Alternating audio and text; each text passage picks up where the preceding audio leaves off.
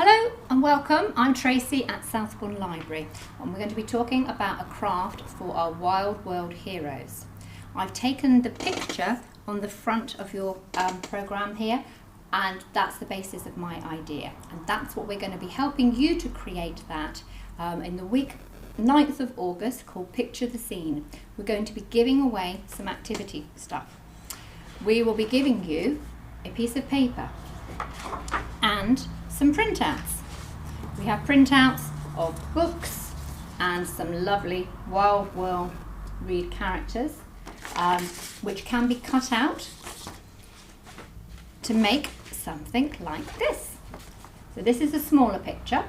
I have stamped around the edge with green and yellow paint some leaves. It makes a picture that reminds me of laying on the ground and looking up between the trees, and you'll see the sky above. And lots of the Wild World characters have been gathering as well. I also made a slightly bigger one, big piece of paper, and this one here I've added a name and some glitter on just to make it sparkle with the sunlight through the trees. So we start with our one piece of paper. This piece of paper I've added a little bit of blue sky into the middle. I mixed some paint on a saucer. I've used a bit of blue and lots of white for sky, and I actually used a piece of kitchen towel just to daub some of this onto the middle. So that's my sky done. Now, how do we do a leaf?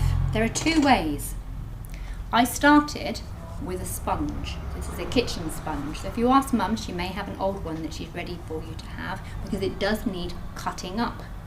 So what I did was I drew my leaf shape onto the sponge, just like that, and then you cut away all these bits around the edge that you don't need. These are the bits that get cut away. I used some very sharp scissors, so be careful, and I also was able to cut some vein shapes into the middle there as well, and that's what's given me this lovely shape here. So you can use that to print with and dip this into paint and push it down onto the picture. If you don't want to use a sponge, you can also use potatoes.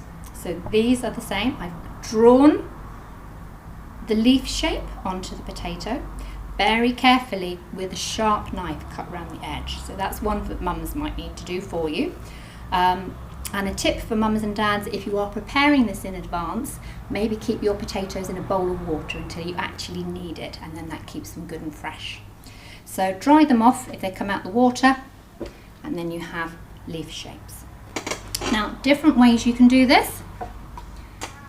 I have some green paint here. You can brush onto the shape like that, and when you press it down onto the paper, you get your nice shape. So that's with that one. Or with your sponge. Another way with a sponge is I've put some paint on my plate ready. I have yellow and green, and we can splush this round and make sure that the sponge is well and truly covered, and we can then push that down. If you push it down once, you'll get one print, but usually you've got enough on there to do several prints with the same one and work your way around the edge. So I've done lots of different colours there. So let me keep going. We have lots more green paint here. So I go in again and get lots more green paint on my sponge and go around the edge.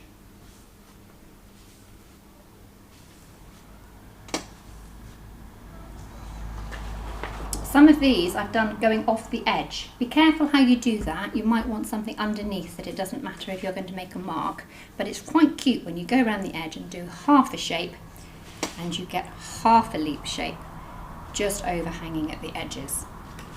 So like some of these here. But lots of mixed colours works really well. So I have yellows, I have greens. I can change the colour if I want to at any time, because I'm starting to run out on my plate here. So next time I mix some, I might do a few orange for some autumn leaves. I have orange and green, and we can keep going with the colour all the way round. Now, because I'm doing this very quickly as a demonstration for you, you see I haven't done very many leaves, but you can keep going with as many as you like, and when the leaves are built up, like this one here, layer upon layer of different coloured leaves, and then when you let it dry, you cut out your creatures, cut them out very carefully, and with a bit of glue you can stick them on, so just like that, and that will make the finished item. I hope you enjoy making it, and do pop into Southbourne Library and pick up your bits and pieces. We have the printouts and the paper ready to give you to get you going, and you can look at my pictures again and get inspired. Hope that works for you. Bye!